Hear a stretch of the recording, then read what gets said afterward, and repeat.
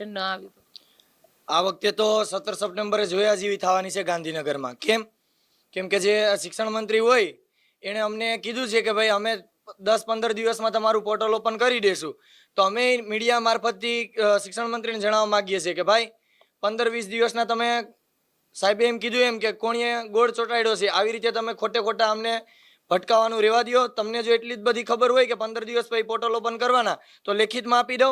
લેખિતમાં તો તમે આવતા નથી, તમને મળવા આવીએ ત્યારે મીડિયાને તો સાથે લાવવા દેતા નથી અને બસ ખાલી બોલો છો ટેબલ ઉપર બેઠા બેઠા કે 15 દિવસમાં થઈ જાય.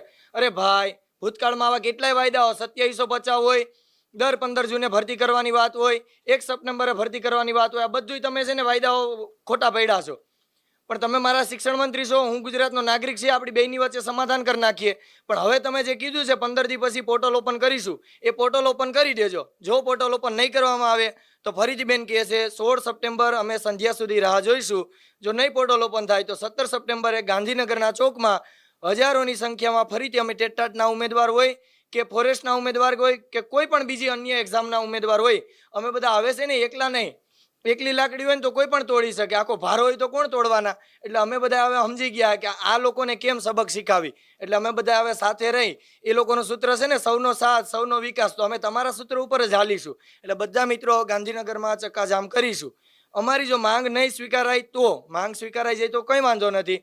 એટલે મીડિયા મારફતે પણ કહીએ છીએ કે ભાઈ તમે જે 1/9 વાયદો હતો એ ભૂલી જાય, 10-15 દિવસમાં પોર્ટલ ઓપન કરી દો ઉચ્ચતર માધ્યમિકનું, જેથી કરીને ઉમેદવારો ફોર્મ ભરી શકે.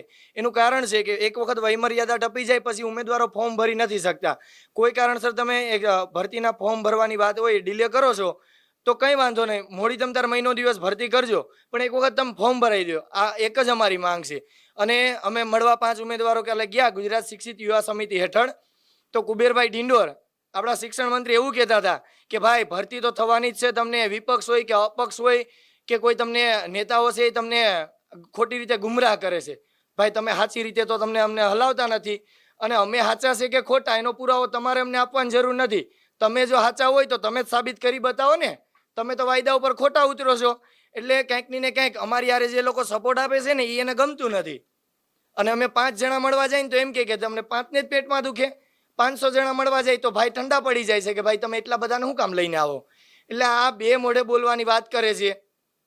એટલે અમે એટલું જ કહીએ છીએ કુબેરભાઈ તમારે જે બોલવું એ બોલો, તમારે જે કરવું એ કરો, પણ તમને જે પદે બેસાડ્યા છે ને એ પદે બેસીને જે તમારે કાર્ય કરવું હોય ને એ કરો. એટલે અમારી એક જ માંગ છે કાયમી શિક્ષકની ભરતી કરો. 1.5 વર્ષથી અમે રાત્રે ઊંઘમાંય બોલીએ છીએ કે ભાઈ કાયમી શિક્ષકની ભરતી કરો, પણ આને ધોળા દિવસે કેમ નથી ખબર પડતી ને અમને નથી ખબર પડતી.